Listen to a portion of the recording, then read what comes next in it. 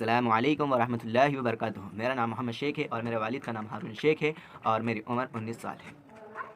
सबसे पहले हम नमाज़ को जानने से पहले हम यह तो जान लें हमें नमाज़ मिली कैसे।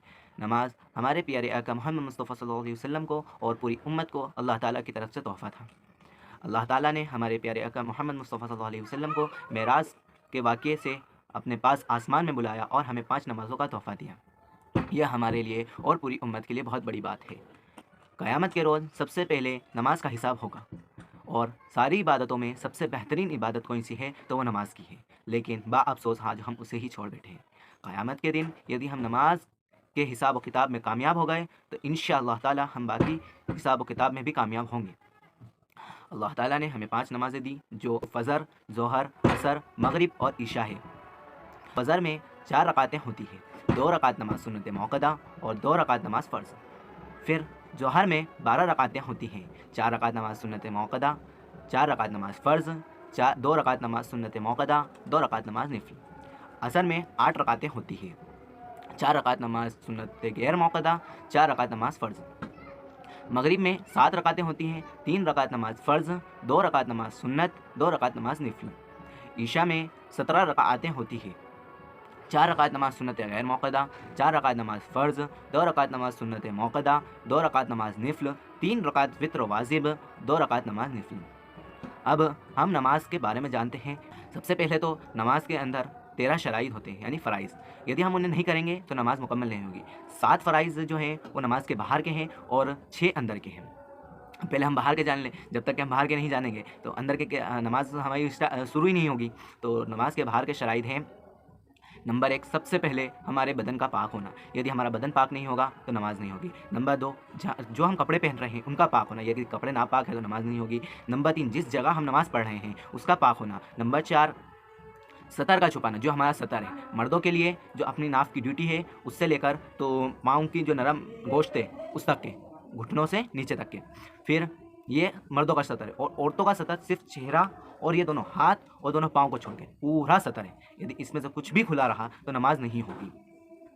फिर नंबर 4 है नियत करना। यदि हम नमाज़ पढ़ रहे हैं तो उससे सबसे पहले हमें नियत करना है। नियत का तरीका मैं आपको आगे बताऊंगा।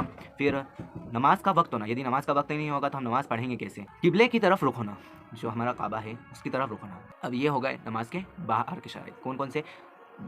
बदन का पाक होना, कपड़ों का पाक होना, सतर का छुपाना, जगह का पाक होना, नियत करना, नमाज का वक्त होना और किबले की तरफ रुख होना। ये ऊपर नीचे हो गए हैं। फिर यदि इनमें से कुछ भी एक भी चीज़ छूटती है या एक भी चीज़ कम होती है तो हमारी नमाज मुकम्मल नहीं होगी। फिर नमाज के बाहर अंदर के शराइत। नमाज के अंदर 6 फ़राइज़ हैं। नंबर 1 तकबीर तहरीमा कहना। उससे पहले मैं आपको नियत का तरीका बता देता हूँ। नियत करने का तरीका यह है कि मैं नियत करता हूँ जो भी नमाज़ आप पढ़ें, 4 रकात नमाज़ पढ़ें, 2 रकात, सब 4 रकात अगर हम इमाम के पीछे पढ़ते हैं तो 4 रकात नमाज़ फ़र्ज़, वास्ते अल्लाह ताला के, मुँह मेरा काबा शरीफ की तरफ, वक्त जो भी वक्त जैसे ज़ोहर की पढ़ें तो वक्त ज़ोहर, पीछे इस, यदि आप इमाम के पीछे पढ़ें तो हमें ये बोलना है पीछे इस इमाम के, और अल्लाहु अकबर। अब अल्लाहु अकबर कैसे कहना है?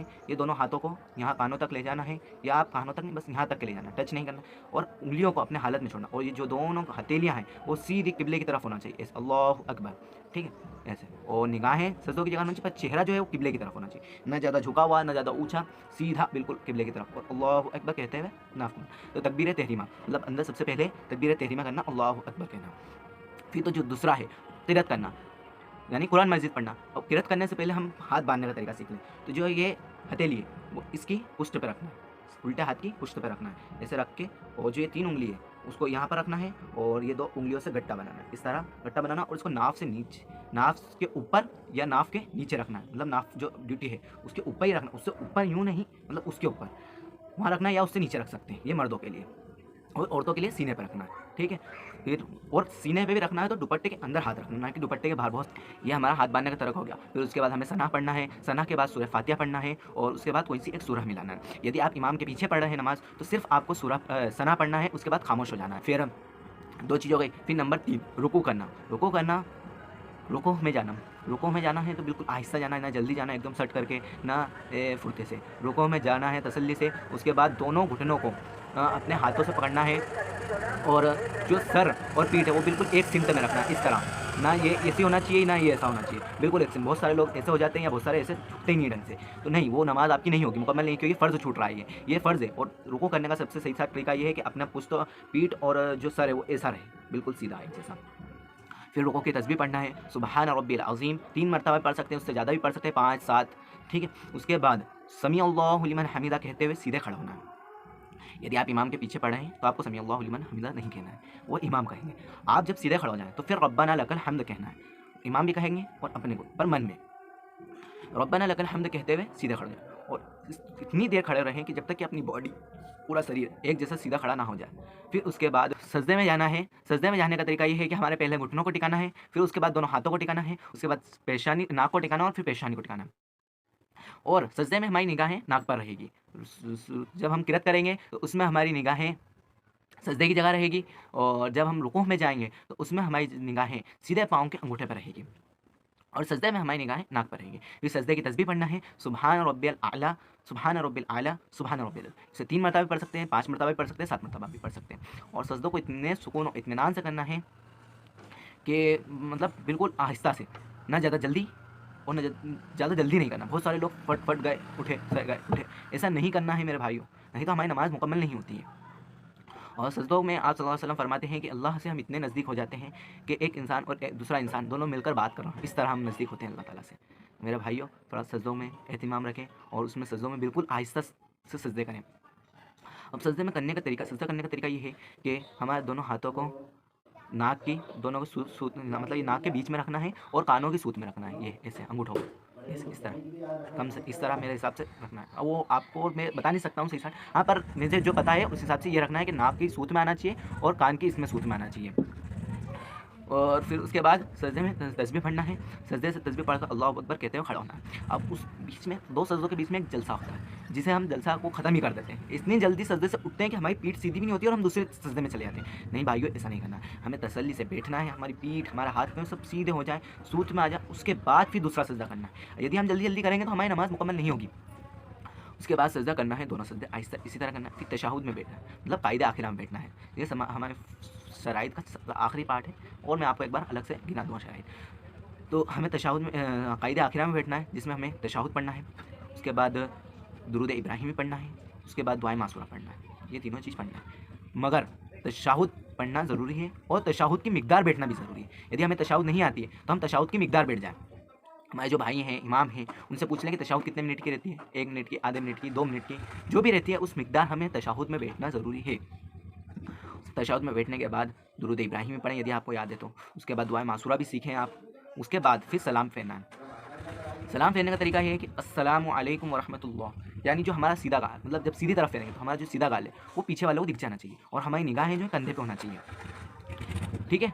ना कि साइड वालों को देखना है ना पीछे वालों को देखना, हमारी निगाहें कहाँ होनी चाहिए, कंधे पे। और बस अस्सलामु अलैकुम व रहमतुल्लाह, यहाँ से हमने स्टार्ट करना था, अस्सलामु अलैकुम व रहमतुल्लाह, पूरा यहाँ ख़त्म करना और निगाहें कंधे पे, और फिर वापस लेके आना, फिर बीच में थोड़ा सा वक्फा देना है, हल्का सा सेकंड का, और फिर उल्टी तरफ फेरना है, तो उल्टा गाल उल्टी तरफ। अस्सलामु अलैकुम रहमतुल्लाह, इसमें भी निगाहें कहाँ होनी चाहिए, कंधे पे, ना कि आइट साइड या पीछे वालों पे, ठीक है। और फिर सलाम फेर के वापस बीच में नहीं। बहुत सारे लोग अस्सलाम वालेकुम सलाम, ऐसे नहीं करना तो भाई, ऐसे नहीं करना। आपने पूरी ऊपर से लेकर नीचे तक नमाज़ सही पढ़ी और आखिरी में गलती कर दी तो आपकी नमाज़ खत्म हो जाएगी, मुकम्मल नहीं होगी। अब मेरे भाइयों, ये तो हो गई हमारे शराइत। कौन कौन से मैं एक बार आपको वापस गिना, 13 शराइत पूरे गिना देता हूँ। बाहर के पहले 7 गिना देता हूँ। नंबर 1 बदन का पाक होना, नंबर 2 कपड़ों का पाक होना, नंबर 3 जगह का पाक होना, नंबर 4 सतर का छुपाना, नंबर 5 नमाज का वक्त होना, नंबर 6 किबले की तरफ रुख होना, नंबर 7 नियत करना, ठीक है। उसके बाद अब अंदर के शराइत। नंबर 1 तकबीर तहरीमा यानी अल्लाहु अकबर कहना, नंबर 2 किरत करना यानी कुरान मजीद पढ़ना, नंबर 3 रुकू करना, नंबर 4 क़याम करना यानी सीधा खड़ा होना। देख लो, ये फ़र्ज़ है, क़याम करना यानी सीधा खड़ा होना फ़र्ज़ है। यदि हम इसे छोड़ देंगे तो हमारी नमाज़ मुकम्मल नहीं होगी। नंबर 5 दोनों सजदे करना, दोनों सजदों के बीच में जलसा करना। नंबर 6 हो गया कायदे आखिर में तशहुद की मिकदार बैठना, ये खुद बोल रहा है, किताबों में आप देखेंगे ना तो लिखा हुआ है साफ साफ कि क़याम करना यानी सीधा खड़ा होना, ठीक है। उसके बाद चलो तो कायदे आखिर में तशहुद की मिकदार बैठना, ये होगा हमारा फ़राइज़, ठीक है। इनमें से कुछ भी छूटेगा तो हमारी नमाज़ मुकम्मल नहीं होगी। अब उसके बाद हम आ जाते हैं नमाज़ के अंदर की रकातों के बारे में। तो फ़जर में तो जैसी है वैसे, और उसमें सुन्नत मौक़दा है, किसी में कोई गैर मौक़दा है। फ़जर तो पढ़ना है, इमाम के पीछे पढ़ना है, नमाज़ नहीं छोड़ना है। तो सुन्नत मौक़दा भी ये मान लीजिए आपकी फ़जर से थोड़ा सा निचला, इतना सा, बिल्कुल इतना सा फासला है फ़जर फ़र्ज़ से, इतना सा। तो वो भी हमें छोड़ना नहीं, क्योंकि आप सल्लल्लाहु अलैहि वसल्लम ने उन्हें नहीं छोड़ी है। बहुत जैसे सफ़र में रहते थे तो उसमें कभी बाई चांस छोड़ी हो तो, नहीं तो वो नहीं छोड़ी। उसके बाद गैर मुक़द्दा यानी कभी सभी छूट जाती थी या कभी सभी नहीं पढ़ते थे, जो बस असर और ईशा दो उसमें है गैर मुक़द्दा 4 रकात जो उससे पहले की है। बाकी सब में सुन्नत मुक़द्दा ही है, यानी पढ़ना ज़रूरी है। अब उसके बाद ईशा में एक नमाज़ आती है 3 रकात वितर वाजिब।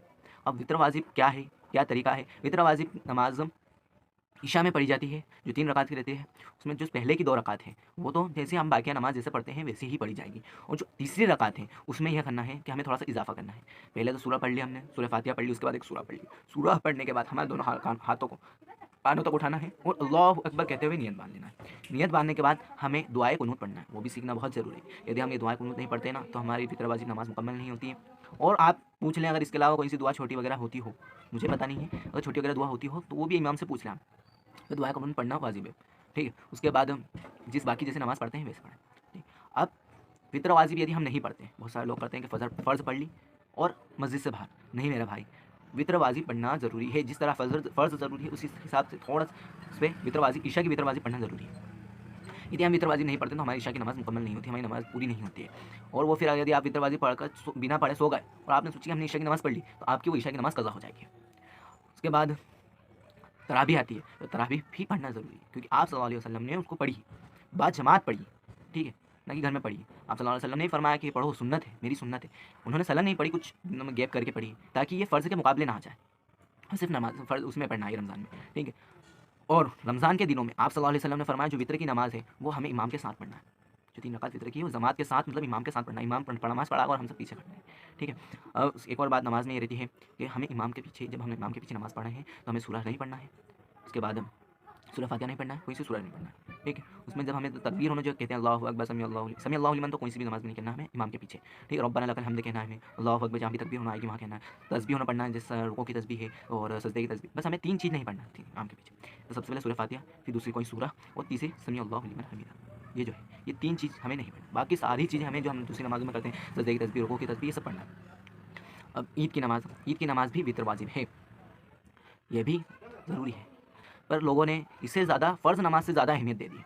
आप देखो मस्जिदों में ईद के दिन ऐसी भीड़ रहेगी, आज तक मुसलमानों देखते हैं, हमारे देवास की ईदगाह बड़ी जो ईदगाह है वो पूरी भरा जाती है, बाकी मस्जिदों में पूरी भरा जाती है, लोगों को रोड पर नमाज़ पढ़ना पड़ती है। पर जुम्मों के दिन इतनी भीड़ नहीं रहती, बाकी फ़र्ज़ नमाज में इतनी भीड़ नहीं रहती। मेरे मुसलमान भाइयों थोड़ा समझें इसे, और 5 वक्त की नमाज़ में भी ख्याल रखें। अल्लाह ताला ने हमें जुम्मे का दिन दिया मर्दों के लिए, और उसमें हमें खुतबा और 2 रकात नमाज़ फ़र्ज़ दी। मेरे भाइयों 2 रकात नमाज़ फ़र्ज़ है और खुतबा सुनना भी फ़र्ज़ है। हमें ये नहीं करना है कि इमाम नमाज़ पढ़ाने लगा उसके बाद हम मस्जिद में पहुँचना, नहीं मेरे भाइयों, हमें खुतबे से पहले, खुतबे की अज़ान से पहले हमें मस्जिद में पहुँचना है और बाअदब खुतबा सुनना है, उसके बाद इमाम के साथ नमाज़ पढ़ना और बाकी नमाज़ पढ़ के पूरा आना। अब यदि हमसे कहीं सुन्नतों में या फ़र्ज़ में कोई गलती हो जाए या हमसे कुछ फ़र्ज़ छूट जाए, फ़र्ज़ का ऐसा, यदि हमसे फ़र्ज़ छूट जाता है तो हमें नमाज़ वापस दोहराना पड़ेगी। लेकिन यदि हमसे सुन्नत छूट गई, कुछ सुन्नतें छूट गई, या वितर वाजिब में अल्लाहु अकबर करना हम भूल गए, रोज़ नहीं कभी सभी, तो हमें आखिर में यह करना है, जब हम क़ाइद आखिरा में बैठें तो तशहुद पढ़ना है। तशहुद पढ़ने के बाद सीधी तरफ सलाम फेरना है, बस एक सलाम फेरने के बाद 2 सजदे, जिस तरह हम सजदे करते हैं उस तरह 2 सजदे करना है, और फिर दोनों सजदे के बाद तशहुद पढ़ना है, फिर उसके बाद दुरूद इब्राहिम पढ़ना है, उसके बाद दुरूद माशूरा पढ़ना, और दुरूद माशूरा पढ़ने के बाद सलाम फेरना है, जिस तरह हम सलाम फेरते हैं। और इन सजदों को कहते हैं सजदाए सहू। यदि हमसे कुछ वित्र छूट जाए या कुछ सुन्नतें छूट जाएँ या कुछ नमाज में गलती हो जाए कि हमने 3 रकात पढ़ना थी और हमने 4 रकात पढ़ ली, या 2 रकात पढ़ के हमने तशहुद पढ़ के फिर खड़े हो गए, या हम 4 रकात पढ़ रहे हैं और 3 रकात में हमने तशहुद पढ़ना स्टार्ट कर दिया और फिर हम खड़े हो रहे हैं, याद आती है, तो इस जगह हमें ये सजदे कर सकते हैं हम, यदि हमको नमाज के अंदर याद है तो, और इसे हम सजदाए सहू कहते हैं। कि मैं हमारे शहर काजी और जो हजरात इस अज़ान और नमाज़ कंपटीशन को चला रहे हैं उनका तहे दिल से शुक्र अदा करता हूँ कि उन्होंने हमारे बीच एक बार फिर नमाज का शौक़ पैदा किया और हमें फिर 5 वक्त की नमाज़ पाबंदी के साथ पढ़ने वाला बना दिया। अल्लाह ताला हमें इसी तरह 5 वक्त की नमाज़ सही वक्त पे सही ढंग से अदा करने की तौफ़ीक़ अता फरमाए। अस्सलामु अलैकुम व रहमतुल्लाहि व बरकातुहू।